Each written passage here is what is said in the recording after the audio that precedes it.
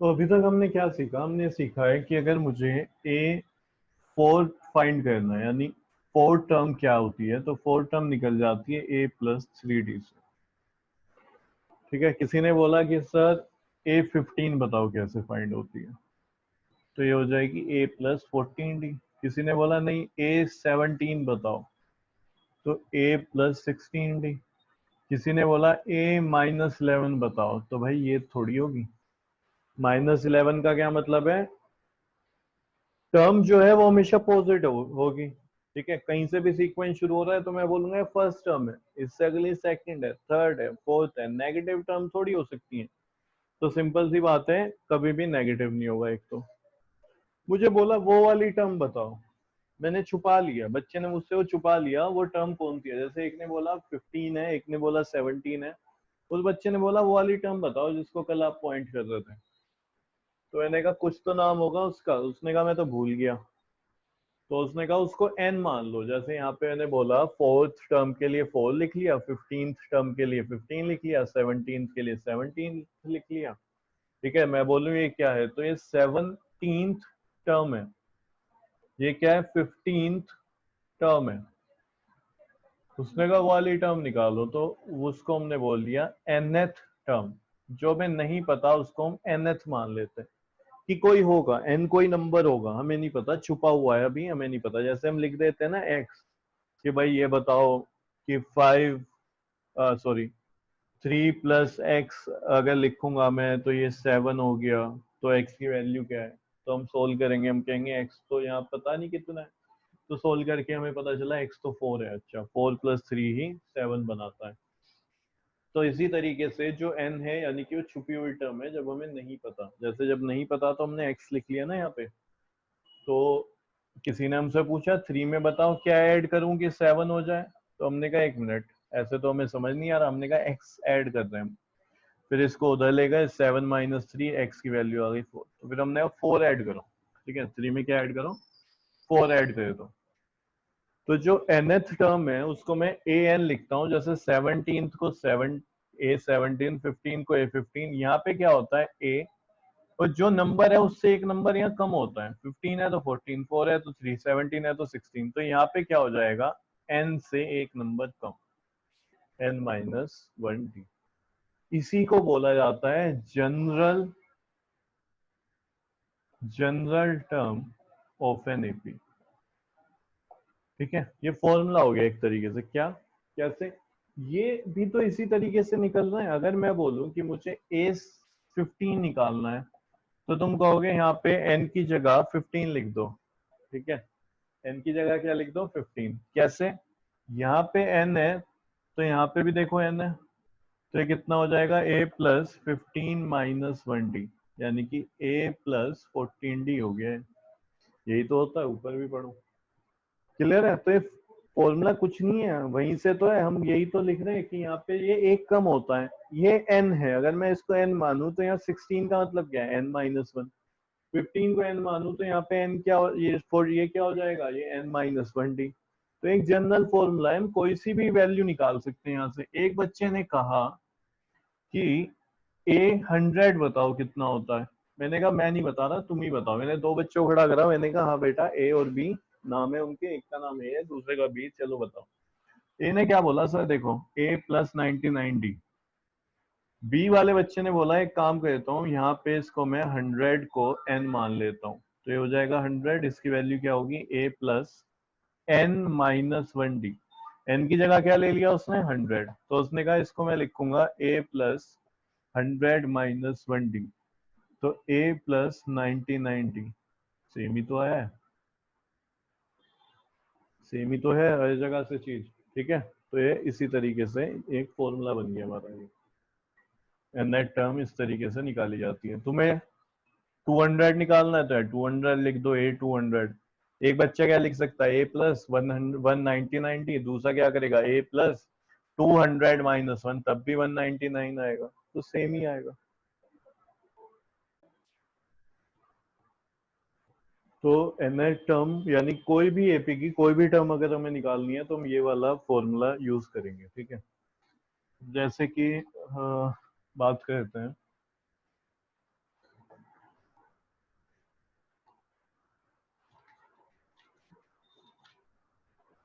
Exercise 9.2 में question second कर रहे हैं हम पहले और फर्स्ट करेंगे बाद में, ठीक है।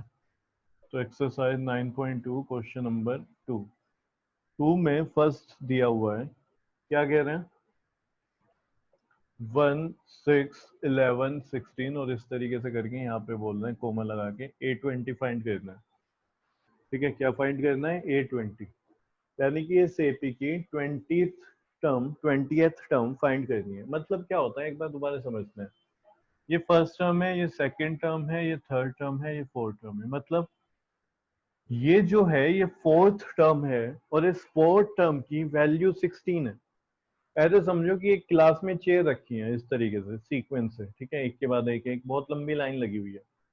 तो इन्हें पूछा कि भाई A4 मतलब जो फोर्थ वाली चेयर पे बैठा हुआ बच्चा है, तो वो क्या कहेगा, यस सर। इसी तरीके से यहाँ पे जो फोर्थ वाली चेयर है उस पे जो बैठा हुआ है वो 16 है। थर्ड वाली चेयर पे बैठा हुआ जो है वो 11 है। सेकंड वाली चेयर पे जो बैठा हुआ है वो 6 है। तो हमें बताना है 20th टर्म क्या है। तो मैं क्या लिखूंगा 20th टर्म के लिए, मैं लिखूंगा nth term is given by, जो nth टर्म है वो हमें पता है क्या होती है, an is equal to a plus n minus 1d। अभी पढ़ा है फॉर्मूला। तो यहाँ पे मैं 20 रखूंगा सिर्फ, A20। अच्छा ए तो निकालना भूल गए हम, तो ये निकाल लेते हैं। यहाँ से कितना आ गया 1, डी कितना है 11 माइनस 6, ठीक है। तो डी हो जाएगा यहाँ पे 5। किसी से भी निकाल सकते हैं, 16 माइनस 11 करेंगे तब भी 5 आ जाएगा। तो ए की वैल्यू यहाँ पे 1 है, एन कितना है 20, तो ये 20 माइनस 1 और डी की वैल्यू कितनी है जी 5। तो A20 is equal to 1 plus 19 into 5, ये हो जाएगा। तो 1 प्लस ये कितना हो जाएगा 95। तो ये 96 वैल्यू आ गई A20 की। कितनी आ गई 96। कोई बच्चा चाहे तो सीधा लिख सकता है कि भाई A20 अगर निकालना है तो A20 क्या होता है A प्लस 19D, यानी उसको ये तो लिखना ही पड़ेगा। फिर वो सीधा यहाँ पे आ गया इस वाले स्टेप पे, ये नहीं लिख रहा है, ठीक है। तो सेम आंसर आएगा। अच्छा होगा कि हम फॉर्मूला वगैरह लिख के दिखाएं, ठीक है। तो ज्यादा अच्छा लगता है कि हम भाई कंप्लीट लिख भी रहे हैं इसमें।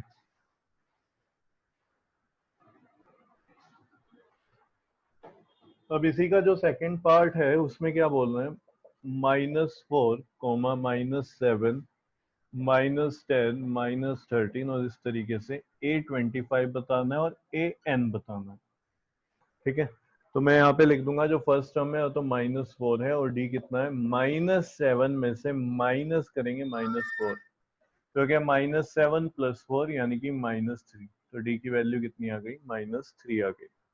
अब A25 निकालना है तो मैं बोलूंगा nth term is given by, nth term हम कैसे दिखाते हैं an is equals to a plus n minus 1d। ये nth टर्म को जो भी हम वैल्यू रखेंगे वही टर्म हो जाएगी। तो यानी कि A25 n की जगह 25 रखा तो फिर A25 की वैल्यू आ जाएगी, यानी जो 25th चेयर पे बैठा हुआ है उसकी वैल्यू आ जाएगी कि वो कौन है, कितनी वैल्यू है उसकी। तो 25 माइनस 1d, ए की वैल्यू कितनी है -4, ये कितना हो जाएगा 24, ठीक है। -4 ए की वैल्यू है और ये 24 और डी की वैल्यू कितनी है -3। इसको सोल्व करूंगा मैं तो ये -4, ये हो जाएगा -72, तो -76 A25 की वैल्यू। अच्छा ए एन क्या होगा, एन की जगह कुछ दिया ही नहीं इस बार। यहाँ 25 दिया तो हम एन के प्लेस में 25, यहाँ कुछ दिया ही नहीं तो यहाँ पे एन ही लेके चलेंगे। तो a plus N minus 1d।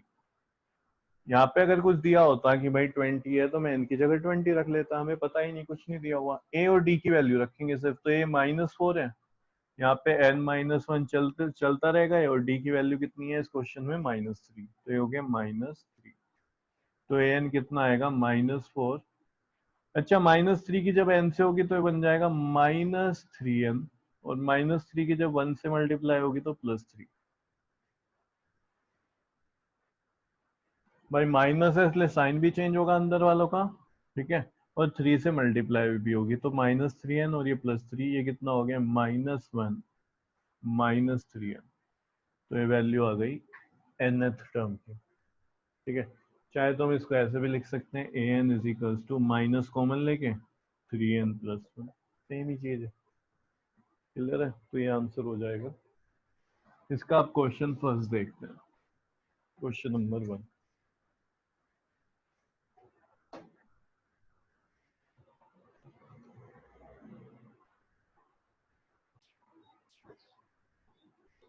Find the AP, first में क्या कह रहे हैं, find the AP whose nth term is. तो देखो एपी बतानी है जिसकी nth टर्म दे रखी है 7 - 3n।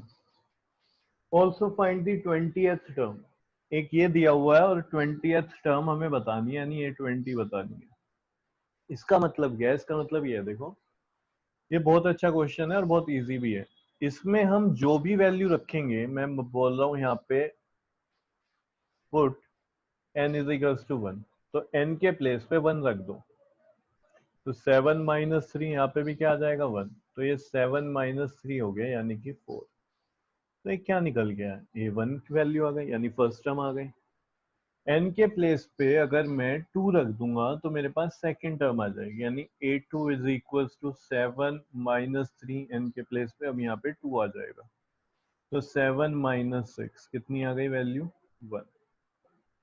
a2 भी आ गया। अगर मैं n के प्लेस पे पुट करूं, put n is equals to 3, तो मेरे पास आ जाएगा a3 is equals to 7 - 3 into 3, यानी कि 7 - 9 -2। a3 की वैल्यू आ गई -2। सही है। इसी तरीके से a4 निकाल लेते हैं, put n is equals to 4, तो a4 is equals to 7 - 3, n के प्लेस पे आ गए यहाँ पे भी 4, यहाँ पे भी 4, तो ये कितना हो गया? 7 - 12 यानी कि -5 a4। वो क्या कह रहे हैं? वो ये बोल रहे हैं कि भाई तुम्हें क्या निकालना है? एपी निकालनी है। तो एपी की 4 टर्म तो निकाल दी हमने, आगे डैश डैश लगा देंगे। तो यहाँ पे मैं क्या लिखूंगा,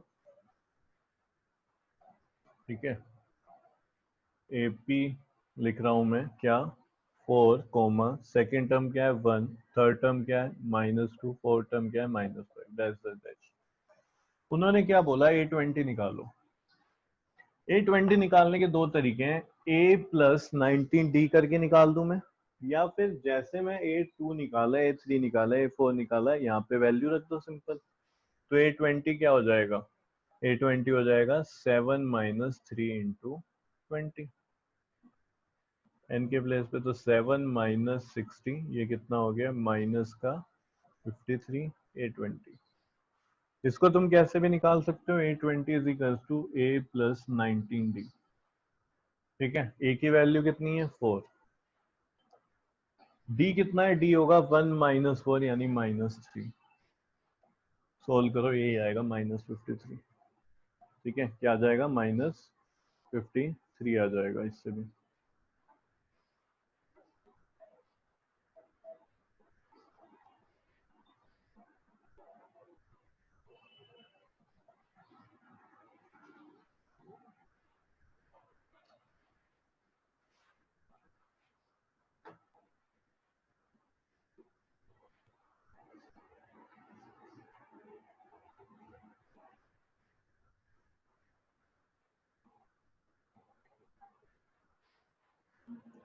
थर्ड क्वेश्चन में क्या कह रहे हैं? ये दिया हुआ है 5, 2 -1 -4। फर्स्ट टर्म यहाँ पे 5 है, डी कितना हो जाएगा? 2 - 5 हो जाएगा, यानी कि -3। ठीक है, -3 यहाँ पे डी है। कह रहे हैं nth टर्म निकालो, इसकी 12th टर्म निकालो। तो nth टर्म क्या होगी? nth टर्म होती है A+n-1D। ए और डी की वैल्यू डाल दो बस, क्योंकि कुछ बताया नहीं ना कौन सी टर्म। nth बोल रहा है तो nth मतलब an। तो ए की वैल्यू 5 -3, 5 -3n+3, 8 -3n an। दूसरा क्या कह रहा है? 12th term. तो A12 निकालनी है, वो कैसे निकलेगी? A+11D। सिंपल है। तो ए की वैल्यू क्या है? 5, और यहाँ पे डी कितना आ रहा है? -3, तो 5 - 33। तो ये कितना हो गया -28, ये आंसर आ गया। ठीक है, तो ये थर्ड क्वेश्चन भी हो गया।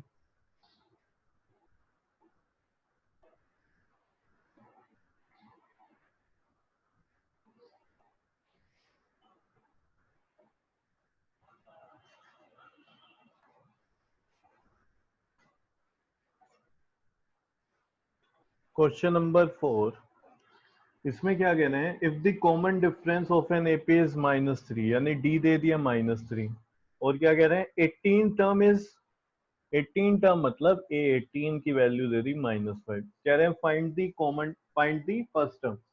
तो फर्स्ट टर्म बतानी है।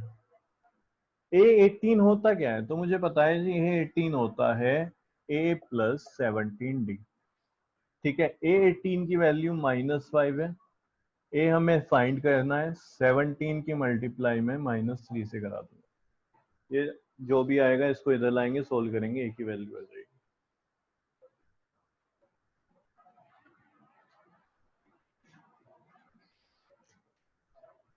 अच्छा, फोर्थ का फर्स्ट पार्ट था, फोर्थ का सेकंड पार्ट देखते हैं। If the first term of an AP is -18, यानी ए की वैल्यू -18 बोल रहे हैं, और टेंथ टर्म बोल रहे हैं कि 0 है, टेंथ टर्म की वैल्यू 0 है। बिल्कुल हो सकती है, जैसे एपी हमने बनाई 10, फिर वो घटती जा रही है, -2 का डिफरेंस है, 6 4 2 0 -2 -4। तो बिल्कुल एपी की किसी वैल्यू की वैल्यू, किसी टर्म की वैल्यू 0 हो सकती है। तो यहाँ बोल रहे हैं A10 जो है वो 0 है। क्लियर हो गया यहाँ तक। Find the common difference, D निकालना है। ठीक है, तो देखो यहाँ पे जो एपी शुरू हुई है वो -18 से शुरू हुई है, और 10वीं टर्म जो है वो 0 है, यानी कि एपी पॉजिटिव होती जा रही है, माइनस से धीरे धीरे पॉजिटिव, फिर आगे वाले नंबर और पॉजिटिव चल रहे होंगे। तो यहाँ डी यानी कि पॉजिटिव आएगा निकल के। ठीक है, ऐसे ही बता दिया मैंने। ठीक है, तो A10 की वैल्यू क्या होगी, A प्लस 90। A10 0 है, A कितना है -18, 9D, डी तो पता नहीं तो डी ही रखेंगे। इसको इधर लेके आएंगे तो 18 हो जाएगा पॉजिटिव का, इधर माइनस है इधर पॉजिटिव, 9D। ये मल्टीप्लाई में डिवाइड में आ जाएगा, 18/9 इज इक्वल्स टू डी। तो डी की वैल्यू कितनी आ गई, 2। तो इस तरीके से हो गया फोर्थ का सेकंड पार्ट।